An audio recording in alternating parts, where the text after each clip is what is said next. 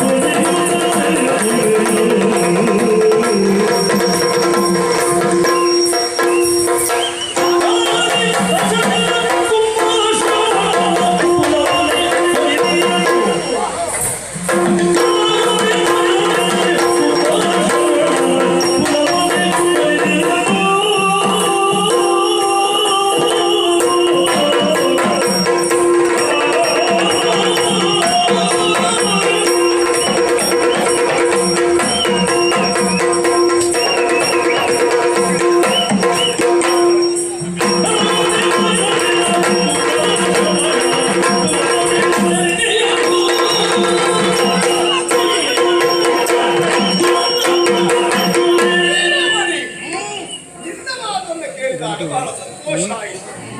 ಮಕ್ಕಳ ಮಾತು ನಾವು ಖಂಡಿಸಿದ್ದವರು. ಹಾಗಂತ ನಿನ್ನ ಆಸ್ಥಾನದಲ್ಲಿ ನಿನ್ನ ಅಪ್ಪಣೆ ಇಲ್ಲದೆ ಅಥವಾ ನಿನ್ನ ಕೊಡುಗೆ ಇಲ್ಲದೆ ನಾನಾಗಿ ಬಾಲಾಸನವನ್ನು ಬರೆದು ಕುಳಿತದ್ದು ಒಂದು ರೀತಿಯ ಔಷಧ್ಯ ಅಂತ ಅನ್ನಿಸಬಹುದು. ಆ ತಿಳುವಳಿಕೆ ಎದುರು ಕುಳಿತಿದ್ದೇನೆ ಯಾಕೆ? ನನಗೆ ಕಾರ್ಯ ಇರುವುದು ನಿನ್ನಲ್ಲಿ, ನಾನು ಬಂದಿರುವುದು ನಿನ್ನಲ್ಲಿ ಮಾತಾಡುವುದಕ್ಕಾಗಿ. ಹಾಗಾಗಿ ಸದಾಸದ ಎಲ್ಲರ ಗಮನ ಸೆಳೆಯುವುದಕ್ಕಿಂತಲೂ ನಿನ್ನ ಗಮನವನ್ನು ಸೆಳೆಯುವುದಕ್ಕೆ, ನನ್ನನ್ನು ಕಂಡಾದರೂ ಮಾತಾಡಿಸದೇ ಇರುವಂತಹ ನೀವು ನನ್ನನ್ನು ಮಾತನಾಡಿಸುವಂತಹ ಒಂದು ಸನ್ನಿವೇಶ ನಿರ್ಮಾಣ ಮಾಡುವುದಕ್ಕೆ ನಾನು ವಾದಾಸನವನ್ನು ಬರೆದು ಕುಳಿತುಕೊಂಡದ್ದು. ಅವಕಾಶ ಸಿದ್ಧವಾಗಬೇಕು ಅನ್ನೋದು ಅವಕಾಶವನ್ನು ನಾನೇ ಕಲ್ಪಿಸಿಕೊಂಡದ್ದು. ಅಲ್ಲಿಯವರೆಗೆ ನನ್ನನ್ನು ಗುರುತಿಸಿ ಮಾತಾಡದೇ ಇರುವ ನೀವು ಯಾವಾಗ ವಾದಾಸನವನ್ನು ಬರೆದು ಕುಳಿತೀನಿ ಆಗ ನನ್ನನ್ನು ಮಾತಾಡಿಸಿದೆ ಎಂಬುದಕ್ಕೆ ನನ್ನ ಪ್ರಯತ್ನ ಸಾರ್ಥಕತೆ ಆದ ಹಾಗಾಯಿತು.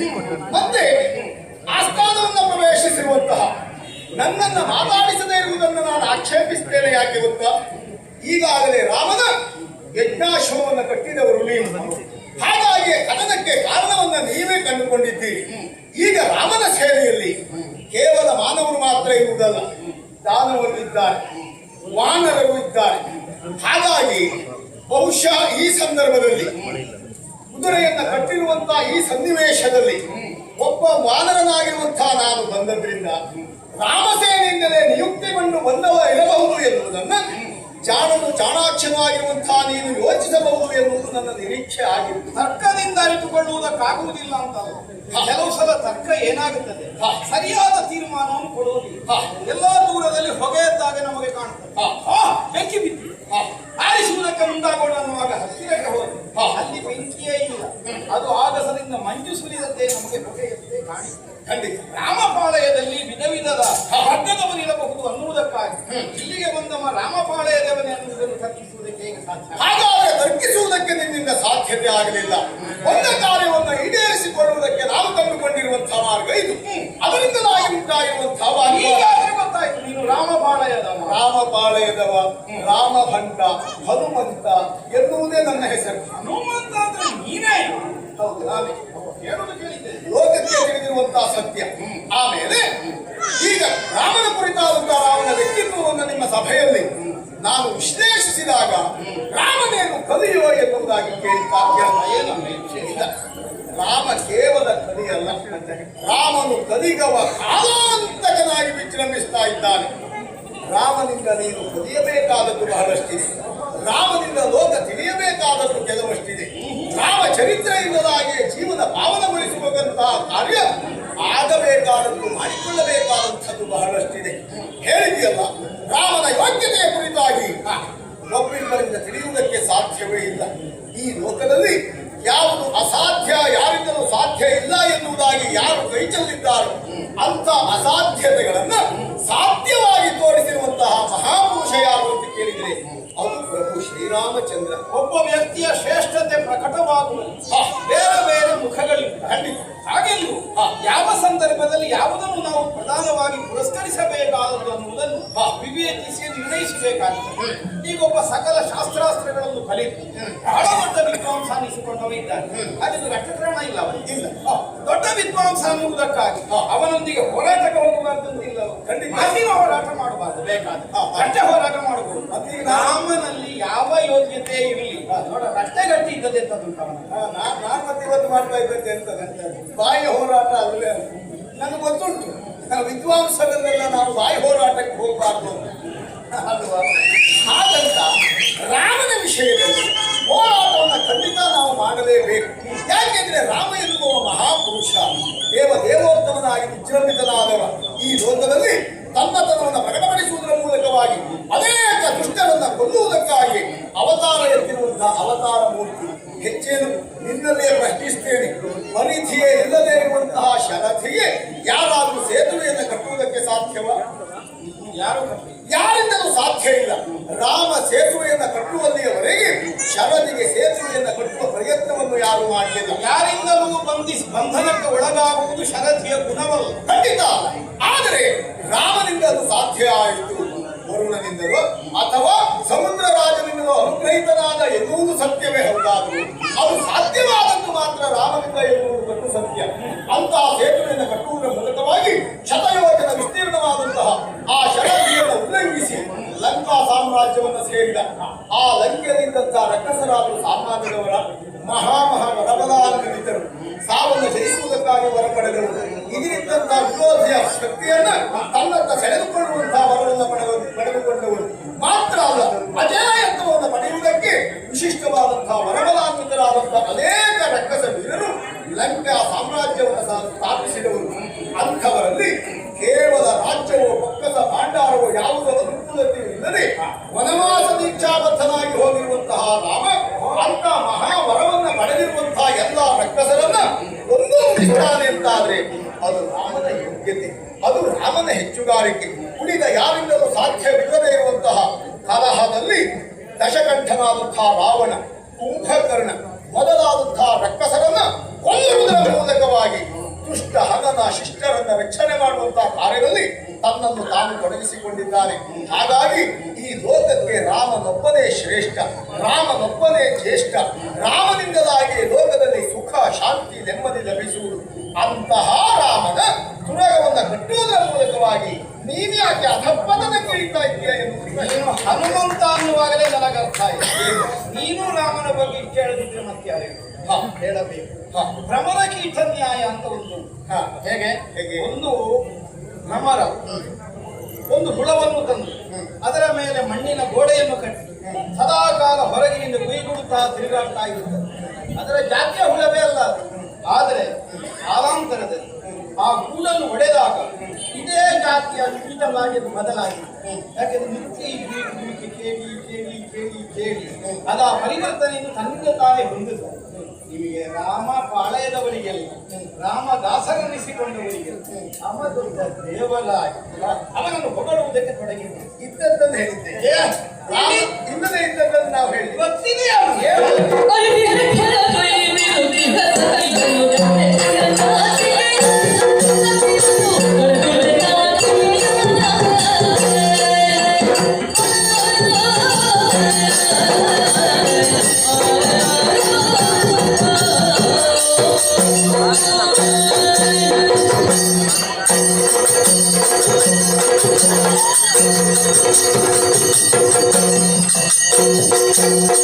Bye.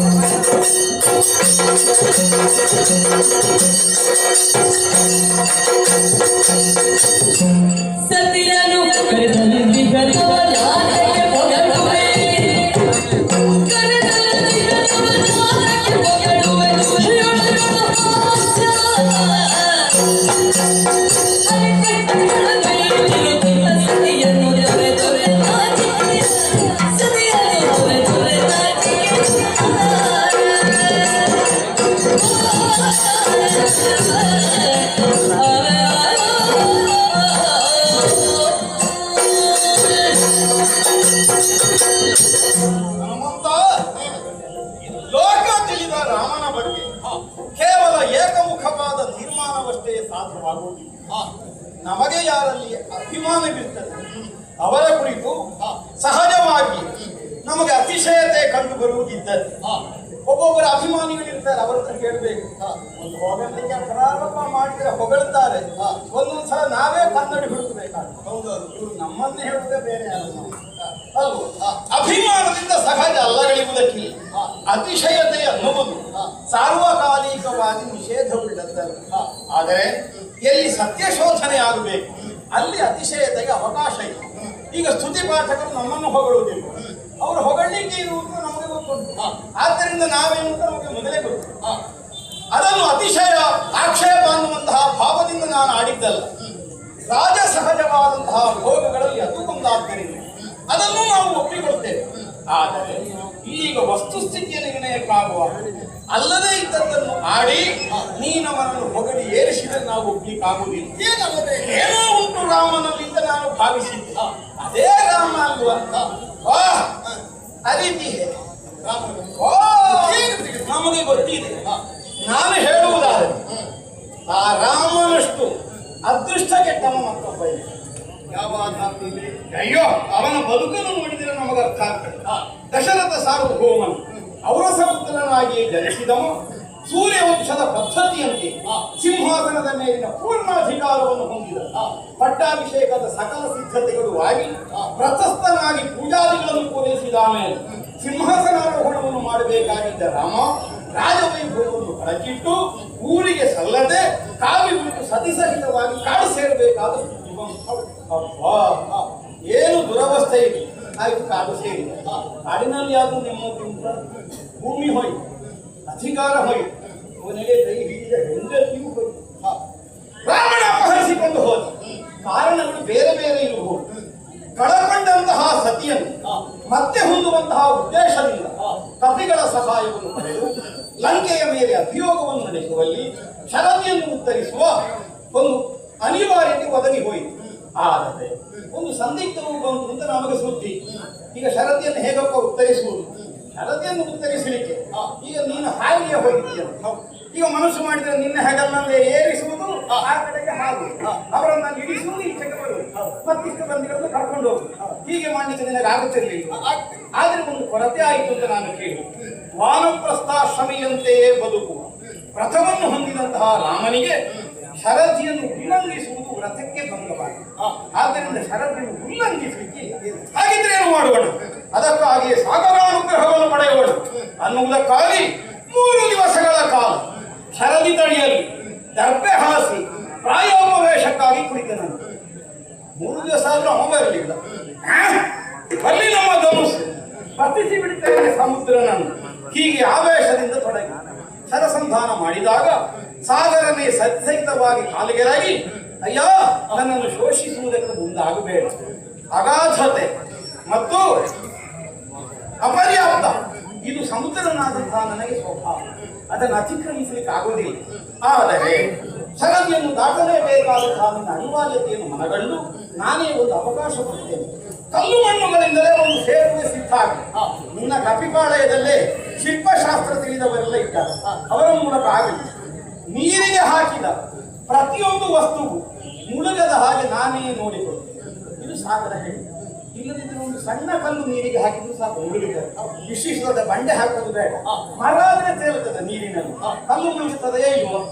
ಮುಳುಗದೇ ಇರುವ ಹಾಗೆ ತಾಡಿಕೊಂಡವನು ಯಾರು? ಆ ಸಾಗರ. ಹಾಗಿದ್ರೆ ಅವನ ಸಹಾಯದಿಂದ, ಅವನ ಅನುಕೂಲದಿಂದ ಸಮುದ್ರಕ್ಕೊಂದು ಸೇತುವೆ ಆಯಿತು.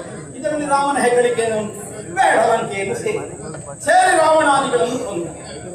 ಒಂದು ವೃಕ್ಷವನ್ನು ಕತ್ತರಿಸುವುದಕ್ಕಾಗಿ ಕೊಡಲಿಯನ್ನು ತೆಗೆದುಕೊಂಡು ಅನೇಕರು ಪ್ರಯತ್ನ ಪಟ್ಟಿರ್ತಾರೆ.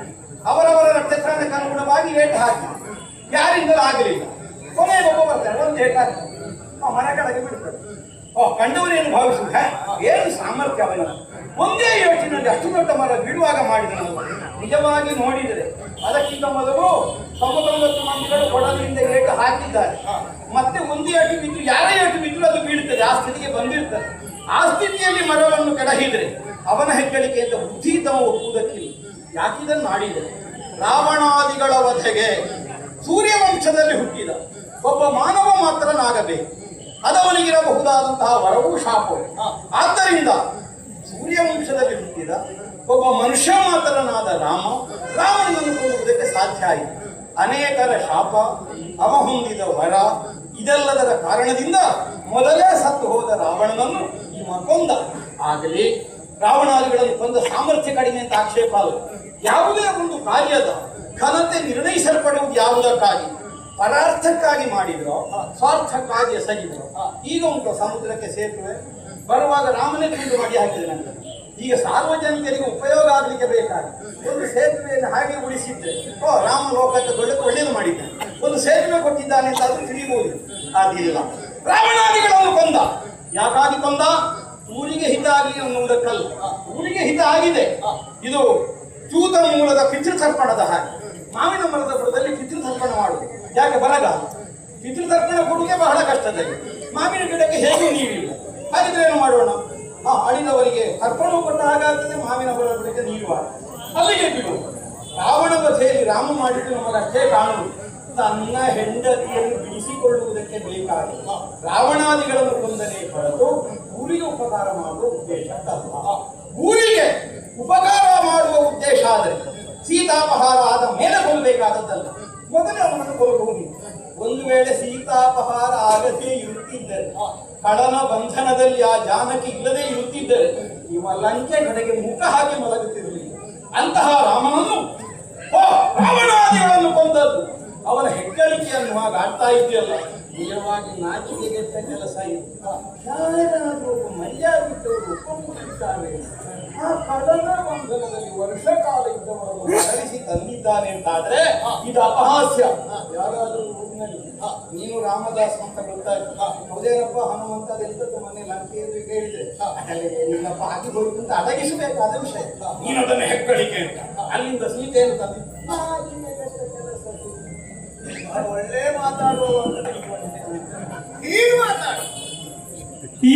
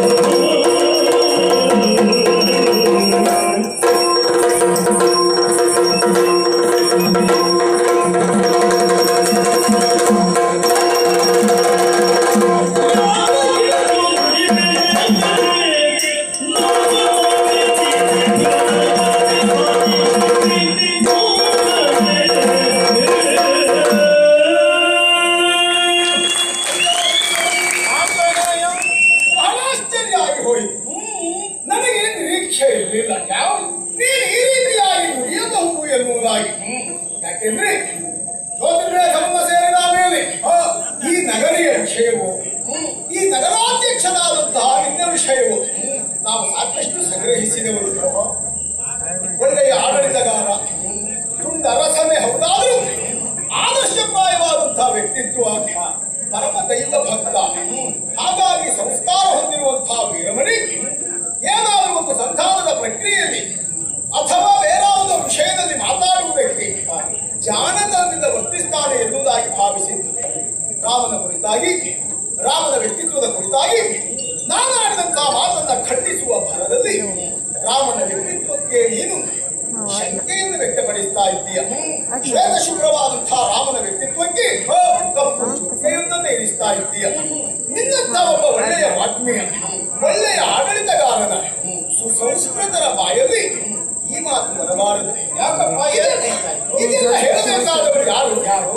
ಮೂರ್ಖರು, ಮೂಢರು, ಏನು ಅರಿವಿಲ್ಲದೆ, ಏನು ತಿಳುವಳಿಕೆ ಇಲ್ಲದೆ ಇರುವಂತಹ ಅಲ್ಪಜ್ಞಾನಿಗಳು ಈ ವಿಷಯದಲ್ಲಿ ರಾಮನನ್ನ ಕಡೆಗಣಿಸಿದರೆ ನಾವು ಅದನ್ನು ವಿಶೇಷ ಅಂತ ಹೇಳುವುದಕ್ಕೆ ಸಾಧ್ಯ ಇಲ್ಲ. ಮೂರ್ಖರ ವಿಧಾನವನ್ನು ನನ್ನಲ್ಲಿ ನೀನೇನು ಕಂಡೆ? ರಾಮನ ವ್ಯಕ್ತಿತ್ವದ ಕುರಿತಾಗಿ ಹೇಳಿದೆಯಲ್ಲ, ಅದೃಷ್ಟಹೀನ, ಏನು ಮಾಡಿದವ ಅಲ್ಲ. ಆಲೋಚನೆ ಮಾಡು. ಒಪ್ಪಿಕೊಂಡಂತೆ ಹೌದು ಅಂತ ಆದ್ರೆ, ತಂದೆಯ ಮಾತಿಗೆ ಬೆಲೆ ಕೊಡದೇ ಇದ್ದಲ್ಲಿ ರಾಮ ಹೌದು ಅಂತ ಆದ್ರೆ, ಅಯೋಧ್ಯೆಯ ಅರಸನಾಗಿಯೇ ರಾಮ ವಿಜೃಂಭಿಸ್ತಾ ಇದ್ದ. ಹೇಳಿ ಕೇಳಿ ಅಯೋಧ್ಯೆಯ ಮಹಾರಾಜನಾಗಬೇಕಾದಂತಹ ರಾಮ ರಾಜ್ಯವನ್ನು, ಅಧಿಕಾರವನ್ನು, ಬೊಕ್ಕಸ ಭಾಂಡಾರವನ್ನು ತ್ಯಜಿಸಿದ. ಯಾರೋ ಬಿಡಬೇಕು ಎನ್ನುವುದಾಗಿ ಒತ್ತಾಯಿಸಿದ್ದ. ಯಾವುದೋ ಸಂಕಷ್ಟಕ್ಕಾಗಿ ಅಲ್ಲ, ಯಾರದೋ ಅಧಿಕಾರವನ್ನು ಬಿಟ್ಟು ಬಂದದ್ದಲ್ಲ. ತನ್ನ ತಂದೆ ತಾಯಿಗೆ ಕೊಟ್ಟಂತಹ ಮಾತನ್ನ ನೆರವೇರಿಸುವುದಕ್ಕಾಗಿ ಪಿತೃವಾಕ್ಯ ಪರಿಪಾಲನ ಧುರಂಧರ ಎನ್ನುವ ನೆಗಳ್ತೆಗೆ ಪಾತ್ರನಾದವರು. ಮಕ್ಕಳನ್ನ ಪಡೆಯುವುದು ತಂದೆ ತಾಯಿಗಳು ಯಾಕಾಗಿ? ಆ ಬಳಿಕ ಅಂದರೆ ವೃದ್ಧಾಪ್ಯದಲ್ಲಿ ತಂದೆ ತಾಯಿಗಳಿಗೆ ನೆಮ್ಮದಿಯನ್ನು, ಸಂತೋಷವನ್ನು ಕೊಡಬೇಕು ಎನ್ನುವ ಕಾರಣಕ್ಕಾಗಿ ರಾಮ ಅದನ್ನೇ ಮಾಡಿದಾಗ ನಿಜವಾದಂತಹ ಸತ್ಪುತ್ರ ಮಾಡಬೇಕಾದಂತಹ ಕಾರ್ಯವನ್ನ ಪ್ರಭು ಶ್ರೀರಾಮಚಂದ್ರ ಮಾಡಿದ್ದಾನೆ. ತಂದೆಯ ಮಾತನ್ನು ನಡೆಸಬೇಕು, ಅಮ್ಮನಿಗೆ ಕೊಟ್ಟಂತಹ ನುಡಿಯನ್ನು ಈಡೇರಿಸಬೇಕು ಎನ್ನುವ ಕಾರಣಕ್ಕಾಗಿ ತಾನಾಗಿಯೇ ಅಧಿಕಾರವನ್ನ ತ್ಯಾಗ ಮಾಡಿ ವನವಾಸ ದೀಕ್ಷಾಬದ್ಧನಾಗಿ ಹೊರಟು ನಿಂತವ ಆ ಪ್ರಭು ಶ್ರೀರಾಮಚಂದ್ರ. ಆಮೇಲೆ ವನವಾಸಕ್ಕೆ ಹೋದಂತಹ ಸಂದರ್ಭದಲ್ಲಿ ಖಳನಾದಂತಹ ರಾವಣ ಸೀತಾಮಾತೆಯನ್ನು ಅಪಹರಿಸಿದ. ರಾಮನಿಗೇನು ಗೊತ್ತಿಲ್ಲದೆ ಇದ್ದ ವಿಷಯ ಅಲ್ಲ, ಮೊದಲೇ ರಾಮನಿಗೆ ಗೊತ್ತು. ಬಂದಿರುವಂತಹ ಖಳರು ಏನಾದರೂ ಉಪಾಯವನ್ನು ಮಾಡಿ ತಮ್ಮ ಕಾರ್ಯಕ್ಕೆ ಅಡ್ಡಿಯನ್ನು, ಆತಂಕವನ್ನು ತಂದೊಡ್ತಾರೆ ಎನ್ನುವುದು ರಾಮನಿಗೆ ಮೊದಲೇ ತಿಳಿದಿರುವಂತಹ ಸತ್ಯ. ಸತ್ಯಾಗತಾಗಲು ಆಯಿತು. ಮಾಯಾ ಜಿಂಕೆಯನ್ನ ನೋಡಿದಂತಹ ಸೀತೆ ಅದನ್ನ ಬಯಸಿದಾಗಲೂ ರಾಮ ಸೀತೆಗೆ ಎಚ್ಚರಿಸಿದ್ದಾನೆ, ಇದು ನಿಜವಾದಂತಹ ಚಿಂತೆ ಅಲ್ಲ, ಇದು ರಕ್ಕಸರ ಮಾಯೆ. ಅವರು ಕೊನೆಗೂ ಹೆಂಡತಿಯ ಒತ್ತಾಯಕ್ಕೆ ಕಟ್ಟುಬಿದ್ದು ಹೋಗಬೇಕಾಗಿ ಬಂತು. ಆಮೇಲೆ ರಾವಣ ಸನ್ಯಾಸಿಯಾಗಿ ಬಂದು ಸೀತಾಮಾತೆಯನ್ನ ಅಪಹರಿಸಿದ. ಆಮೇಲೆ ನೀನು ಹೇಳಿರುವ ಹಾಗೆ ಶತಯೋಜನ ವಿಸ್ತೀರ್ಣವಾದಂತಹ ಶರದಿಗೆ ಸೇತುವೆಯೋ, ಖಳರಾದಂತಹ ಅನೇಕ ರಕ್ಕಸರ ಮರ್ಧನವೋ, ತನ್ಮೂಲಕವಾಗಿ ಸೀತಾಮಾತೆಯನ್ನ ಮತ್ತೆ ಪುನಃ ಕರೆದುಕೊಂಡು ಅಯೋಧ್ಯೆಯನ್ನ ಸೇರಿದ ರಾಮ. ಹೇಳಿದೆಯಲ್ಲ, ಒಬ್ಬ ರಕ್ಕಸನ ಜೊತೆಯಲ್ಲಿರುವಂತಹ ಹೆಣ್ಣನ್ನ, ತನ್ನ ಹೆಂಡತಿಯನ್ನ ಕರೆತಂದು ಅವಳನ್ನ ಕೂಡಿದಂತಾದ್ರೆ ಇದು ನಾಚಿಕೆಗೇಡು ಎನ್ನುವುದಾಗಿ. ನಾವು ದೂರದ ಊರಿನವರಲ್ಲ, ಅಯೋಧ್ಯೆಯವರೇ ಹೇಳಿದರಲ್ಲ. ಅದಪ್ಪ, ದೂರದ ಊರಿನವರಲ್ಲ. ರಾಮನಿಗೂ ಈ ಸೂಕ್ಷ್ಮ ತಿಳಿದಿದೆ. ಭವಿಷ್ಯತ್ತಿನಲ್ಲಿ ನಿನ್ನಂತಹ ಉತ್ತಮ ವಾಗ್ಮಿಗಳು ಇಂಥದ್ದನ್ನೆಲ್ಲ ಹುಟ್ಟಿಸ್ತಾರೆ ಎನ್ನುವುದು ರಾಮನಿಗೆ ಆಗಲೇ ಗೊತ್ತಾಗಿದೆ. ಆ ರಾಮನ ಬಗ್ಗೆ ಒಂದು ಅಪವಾದವನ್ನು ಹೇಳುವುದಾದರೆ ಅದಕ್ಕೆ ವೀರಮಣಿ ಬೇಡ, ಅಯೋಧ್ಯೆ ಬಟ್ಟೆ ಒಗೆಯುವವನು ಹೇಳ್ತಾನೆ.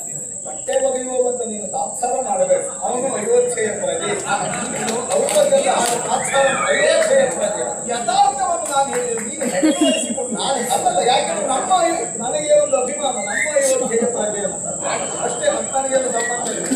ನಿನಗೆ ರಾಮನಿಗೆ ಅಭಿಮಾನ ಬಂತು, ಖಂಡಿತ ಅವನನ್ನು ಒಬ್ಬ ಭಗವಂತ ನೋಡ್ಲಿಲ್ಲ. ಹಾಗೆ ಹೇಳ್ತಾನ, ನಾನು ಹೆಂಡತಿ ಬಿಡ್ತೀನಿ ಅಂತ ಬಿಟ್ಟಿದ್ದೆ. ಹೌದಪ್ಪ, ಯಾಕೆ ಬಿಟ್ಟದ್ದು? ಆಮೇಲೆ ಸೀತೆಯನ್ನ ಪರಿಗ್ರಹಿಸುವಲ್ಲಿ ನೇರವಾಗಿ ಪರಿಗ್ರಹಿಸಲಿಲ್ಲ. ಈ ಶಂಕೆಗಳು, ಅನುಮಾನಗಳು ನಾಳೆಯ ದಿವಸ ದೊಡ್ಡ ರಗಳೆಯನ್ನು, ಯಾವುದೇ ರೀತಿಯ ಕಂದಕವನ್ನು ತಂದೊಡ್ಡಬಾರದು ಎಂಬ ಕಾರಣಕ್ಕಾಗಿ ಆ ಸೀತಾಮಾತೆ ಅಗ್ನಿ ಪ್ರವೇಶ ಮಾಡಿದ್ದಾಳೆ. ಹೌದು, ಅಕಳಂಕಳೆ ಹೌದು ಅಂತ ಆದ್ರೆ ಅಗ್ನಿಯಿಂದ ಮೇಲೆದ್ದು ಬರಬೇಕು ಎನ್ನುವುದಾಗಿ ಅಂತ ಸಂದರ್ಭದಲ್ಲಿ ಪ್ರತ್ಯಕ್ಷನಾದಂತಹ ಅಗ್ನಿದೇವನೇ ಸೀತೆಯ ಪಾವಿತ್ರ್ಯತೆಯನ್ನು ಹೇಳಿದ್ದಾನೆ. ಹೆಚ್ಚೇನು ಸತ್ತಿರುವಂತಹ ಶ್ರೀರಾಮಚಂದ್ರನ ತಂದೆ ದಶರಥ ಭೂಪತಿಗಳೇ ಸೀತೆ ಪವಿತ್ರರು ಎನ್ನುವುದಾಗಿ ಹೇಳಿದ್ದಾರೆ. ದೇವಾನು ದೇವತೆಗಳೇ ಒಬ್ಬರಲಿನಿಂದ ಸೀತೆ ಪವಿತ್ರರು ಎನ್ನುವುದಾಗಿ ಹೇಳಿದ ಮೇಲೆ ಆ ಜಾನಕಿ ದೇವಿಯನ್ನ ರಾಮ ಪರಿಗ್ರಹಿಸಿದ್ದಾನೆ.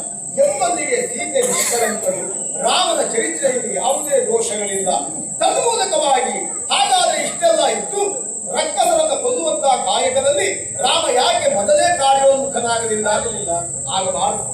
ಆಗುವುದು ಖಂಡಿತ ಸರಿಯಲ್ಲ. ದೇವರ ಚಿತ್ತ, ದೈವ ಸಂಕಲ್ಪ. ಅದು ಸಾಮಾನ್ಯರಿಂದ ಅರ್ಥ ಮಾಡಿಕೊಳ್ಳುವುದಕ್ಕೆ ಸಾಧ್ಯ ಇಲ್ಲ. ಇದು ಸುಲಭದ ಉತ್ತರ, ಎಲ್ಲಾ ಪ್ರಶ್ನೆ ಖಂಡಿತ ಸುಲಭದ ಉತ್ತರ. ನಿನ್ನ ಪ್ರಶ್ನೆಗೆ ಸುಲಭವಾಗಿ ಉತ್ತರಿಸ್ತೇನೆ. ಯಾಕೆಂದ್ರೆ ಕೆಲವರ ಸಾವು ಹೀಗೆ ಆಗಬೇಕು ಎನ್ನುವುದು ಮೊದಲೇ ವಿಧಿತವಾಗಿರ್ತದೆ. ಕೆಲವರ ಸಾವಿಗೆ ಇಂಥ ಅವಧಿಯೇ ಬರಬೇಕು ಎನ್ನುವುದು ಮೊದಲೇ ನಿಶ್ಚಯ ಆಗಿರ್ತದೆ. ಯಾವುದೇ ಕಾರಣಕ್ಕೂ ಕೊಟ್ಟ ಶಾಪವು ಪಡೆದ ಹೊರವು ರಾಮನ ಕಾರಣಕ್ಕಾಗಿ ರಾಮನ ಕಾರ್ಯದಿಂದಾಗಿ ಹುಸಿಯಾಗಬಾರದು, ಸುಳ್ಳಾಗಬಾರದು. ಹಾಗಾಗಿಯೇ ರಾಮ ಆ ವರಕ್ಕೆ ಮಾನ್ಯತೆಯನ್ನು ಕೊಟ್ಟು ಅವಧಿ ಪೂರ್ಣವಾಗುವಲ್ಲಿವರೆಗೆ ಕೆಲವರನ್ನ ಬದುಕಿಸುವುದಕ್ಕಾಗಿ ಇಂಥ ನಾಟಕವನ್ನು ಮಾಡಿದ. ಈಗ ಅಷ್ಟೆಲ್ಲ ಊರಿನ ಹೊಣೆ ಹೊತ್ತುಕೊಳ್ಳಬೇಕಾದ ಹಿನ್ನೆಲೆ ಎಂತದಪ್ಪ ರಾಮ? ಅವತಾರ ಮೂರ್ತಿ ರಾಮ, ಅವತಾರ ಮೂರ್ತಿ. ನೀನು ನಿಜವಾಗಿ ಆಲೋಚಿಸುವುದೇ ಹೌದು ಅಂತಾದ್ರೆ ಮೂಲ ಪುರುಷ ಶ್ರೀರಾಮಚಂದ್ರ, ಶ್ರೀಮನ್ನಾರಾಯಣನೇ ಶ್ರೀರಾಮಚಂದ್ರನಾಗಿ ಅವತಾರವನ್ನು ಎತ್ತಿದ್ದಾಳೆ. ಪ್ರತ್ಯಕ್ಷ ಲಕ್ಷ್ಮೀದೇವಿ ಸೀತಾಮಾತೆಯಾಗಿ ಅವತಾರವನ್ನು ಎತ್ತಿದ್ದಾಳೆ. ಸೀತಾಪಹರಣವು, ಆಮೇಲೆ ಸಮುದ್ರೋತ್ಕರಣವು, ಇದೆಲ್ಲವೂ ಕೇವಲ ರಾಮನ ನೆಪ ಮಾತ್ರ ಕಾರ್ಯ. ಮುಖ್ಯವಾದಂತಹ ಉದ್ದೇಶ ದುಷ್ಟರನ್ನ ಕೊಲ್ಲುವುದು ಬಿಟ್ಟರೆ ಮತ್ತೆ ಯಾವುದೇ ಕಾರ್ಯಕ್ಕಾಗಿ ಅಲ್ಲ. ಸೇತುವೆಯನ್ನು ಇನ್ನೊಬ್ಬರ ಪ್ರಯೋಜನಕ್ಕಾಗಿ ಯಾಕೆ ಬಿಡ್ಲಿಲ್ಲ ಅಂತ ಕೇಳಿದೆಯಲ್ಲ, ಅದರ ಅಗತ್ಯತೆ ಇಲ್ಲ.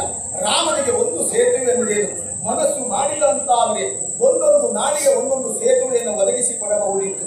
ಆ ಘಟನೆಗೆ ಮಾತ್ರ ಪೂರಕವಾಗಿರಬೇಕು ಎನ್ನುವುದು ರಾಮನ ಸಂಕಲ್ಪ, ಅದು ಸತ್ಸಂಕಲ್ಪ. ಆ ಕಾರಣಕ್ಕಾಗಿಯೇ ಎಸಗಿದ್ದಾನೆ ಕಾರ್ಯವನ್ನ, ದುಷ್ಟರನ್ನ ವಧಿಸಿ ಮುಗಿಸಿದ್ದಾನೆ. ರಾವಣನನ್ನ ಕೊಲ್ಲುವಂತಹ ರಾಮನಿಗೆ ಅಷ್ಟೊಂದು ದೀರ್ಘವಾದಂತಹ ಅವಧಿಯನ್ನು ಕಳೆಯಬೇಕಾಯಿತು. ಯಾಕೆ ಗೊತ್ತಾ? ರಾಮನಿಂದಲೇ ರಾವಣನ ಸಾವು ಎನ್ನುವುದು ಮೊದಲೇ ಅನರಣ್ಯಕನ ಪ್ರಕರಣದಲ್ಲಿ ಒಂದು ಇತ್ಯರ್ಥ ಆಗಿ ಹೋಗಿದೆ. ಆ ಕಾರಣಕ್ಕಾಗಿಯೇ ರಾವಣನನ್ನ ವಧಿಸುವಂತಹ ಕಾರ್ಯದಲ್ಲಿ ಅಷ್ಟು ವಿಳಂಬಿತನಾಗಿ ಕಾರ್ಯವನ್ನು ಎಸಗಿದ್ದಾನೆ.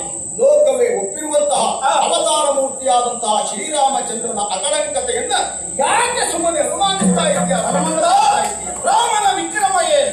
ಹೀಗೆ ನಿನ್ನಲ್ಲಿ ಪ್ರಶ್ನಿಸಿದರೆ ರಾವಣಾದಿಗಳ ವಧೆ ಕಥನವನ್ನು ಹೇಳಿ ಅದು ದೊಡ್ಡ ವಿಕ್ರಮದ ವಿಷಯ ಅಲ್ಲ ಅನ್ನುವಾಗ ನಾನು ನಿರಾಕರಿಸಿದ್ರೆ ಅದಕ್ಕೆ ಹಿನ್ನೆಲೆಯಲ್ಲಿ ಮತ್ತೊಂದು ಮೌಲ್ಯವನ್ನು ಕಲ್ಪಿಸುವುದಕ್ಕೆ ಬೇಕಾಗಿ ಸಾಮಾನ್ಯ ಮನುಷ್ಯನಾದ ರಾಮನನ್ನು ವಿಶ್ವಮೂರ್ತಿಯನ್ನು ಹಾಗೆ ಶ್ಲೋಕಿಸುವುದಕ್ಕೆ ನೀನು ಪ್ರಾರಂಭಿಸಿದ್ದೀಯ. ಏನು ನಮಗೆ ದೇವರ ಗುರುತಾಗಿಲ್ಲ ಅಂತ ಭಾವಿಸ್ತಿದ್ಯಾ?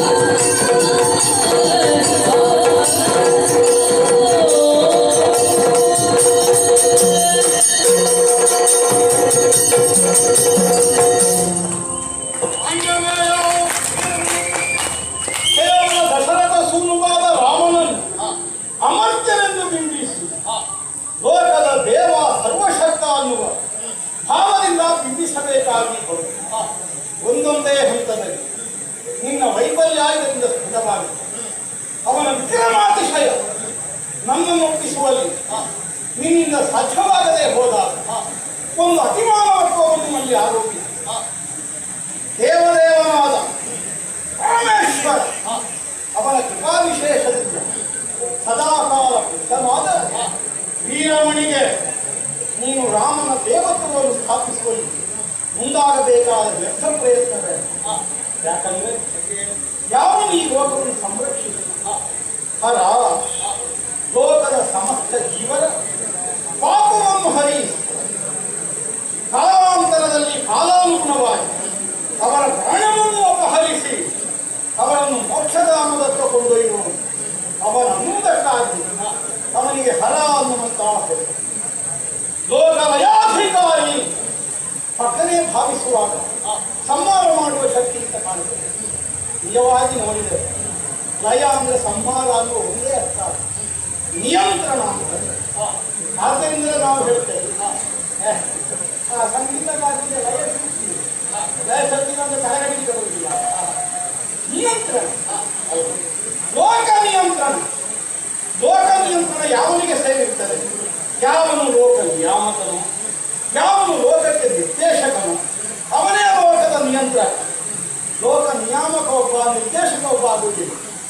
ಎಲ್ಲಿಯೋ ನಿರ್ದೇಶಕ ಇದ್ದೆ ಲೋಕವನ್ನು ನಿಯೋಜಿಸುವನು ಮತ್ತೊಬ್ಬನಾದರೆ ಅಸ್ತವ್ಯಸ್ತಾಗಿ ಹೋಗಿ ಯಾವುದು ಯಾವ ಸಮಯಕ್ಕೆ ಎಷ್ಟು ಸಾಗಿ ಎಲ್ಲಿಗೆ ಮುಗಿಯಬೇಕು ಅನ್ನುವುದು ನಾವು ನಿರ್ದೇಶಕರಿಗೆ ಸಂಬಂಧಿಸಿದ. ಅದು ಇನ್ನೊಬ್ಬರ ಕೈಗೆ ಕೊಟ್ಟು ಬೇರೆಯಾಗಿ ಹೋದ. ಹಾಗಿದ್ದರೆ ಲೋಕದ ಸರ್ವ ಜೀವನವನ್ನು ಸಂರಕ್ಷಿಸುವ ಶಕ್ತಿ ಯಾವುದು ಕೇಳಿದರೆ ಹರನೇ ಪೀಠಂ ಎಷ್ಟು. ಈ ಭೂಮಿಯವನಿಗೆ ಪೀಠ, ಆಕಾಶದಲ್ಲಿರುವಂತಹ ಮೋಡಗಳೇ ಅವನ ತಲೆಗೆ, ಅಭಿಷೇಕವನ್ನು ಮಾಡುವಂತಹ ಕಲ್ಪನೆ. ನಕ್ಷತ್ರ ತುಕ್ಕು ಮಾಡಿ ನಕ್ಷತ್ರಗಳು ಆ ಪರಮಶಿವನು ಕೊರಳನ್ನು ಅಲಂಕರಿಸುವಂತಹ, ಶಿರವನ್ನು ಅಲಂಕರಿಸುವಂತಹ ಸುಮಗಳು. ಗಿರಿಗೆ ಅವನ ಶರೀರಾರ್ಥವನ್ನು ಹೊಂದಿರಬಹುದು. ಪ್ರಕೃತಿ ಪುರುಷ ಇದರ ತಾತ್ವಿಕವಾದ ತತ್ವ. ಪ್ರಕೃತಿ ಅನ್ನುವುದು ಚೇತನ, ಪುರುಷ ಅನ್ನುವಂತಹ ಪ್ರಕೃತಿಯಲ್ಲಿ ಸೇರಿಕೊಳ್ಳದೇ ಹೋದರೆ ಅದು ಸಚೇತನವಾಗುವುದಕ್ಕೆ ಸಾಧ್ಯವಾಗುವುದಿಲ್ಲ. ಕೇವಲ ಜಡವಾಗಿ ಹೊಂದಿರಬೇಕಾಗಿದೆ. ಲೋಕಕ್ಕೆ ಈ ಸಂದೇಶವನ್ನು ಸಾರುವುದಕ್ಕಾಗಿ ಅರ್ಧನಾರೀಶ್ವರ ಪಕ್ಕನೇ ನೋಡಿದರೆ ಯಾರೋ ಒಬ್ಬ ಭ್ರಮೆಗೊಳಗಾದನು. ಎಡದ ಭಾಗದಲ್ಲಿ ಪಾರ್ವತಿ, ಬಲಭಾಗದಲ್ಲಿ ಈಶ್ವರ ಅಂತ ಚಿತ್ರ ಮಾಡಿದ್ದಾರೆ. ನಿಜವಾದ ತಾತ್ವಿಕವಾದ ಅರ್ಥ ಅದಲ್ಲ. ಪ್ರಕೃತಿ ಪುರುಷ ಸಮ್ಮಿಲನದಿಂದ ಪ್ರಪಂಚ ಸರ್ವಸ್ವದ ನಿರ್ವಹಣೆಯಾಗುತ್ತದೆ. ಸೃಷ್ಟಿಯಾಗಲಿಲ್ಲ, ಪಾಲನೆಯಾಗಲಿಲ್ಲ. ಯಾವಾಗ ಆಗುವಲ್ಲಿ ಆ ಮಹಾನ್ ಶಕ್ತಿ ಹೊಂದುವುದಿಲ್ಲ. ಯಾಕಂದ್ರೆ ಪುರುಷ ಸಂಘದಲ್ಲಿದ್ದರೆ ಶಕ್ತಿ ಕ್ರಿಯೆಯಿಂದ ಮುಂದುವರಿಯುವುದಕ್ಕೆ ಸಾಧ್ಯವಾಗುತ್ತದೆ. ಕ್ರಿಯಾ ಶೂನ್ಯತೆಯನ್ನು ಹೊಂದುತ್ತದೆ. ಹಾಗೆಂದು ಶಕ್ತಿಯ ಸಂಸರ್ಗ ಬಾರದೇ ಹೋದರೆ ಪುರುಷರನ್ನು ಜಡವಾಗಿ ಬೀಳುತ್ತದೆ. ಆದ್ದರಿಂದ ಸತಿ ಪುರುಷರ ಜೊತೆಯಾಗಿ ಲೋಕದ ಸಮಸ್ತರ ವ್ಯವಹಾರ ಅನ್ನುವ ನಿರ್ಣಯವನ್ನು ಕಾಣಿಸುವುದಕ್ಕಾಗಿ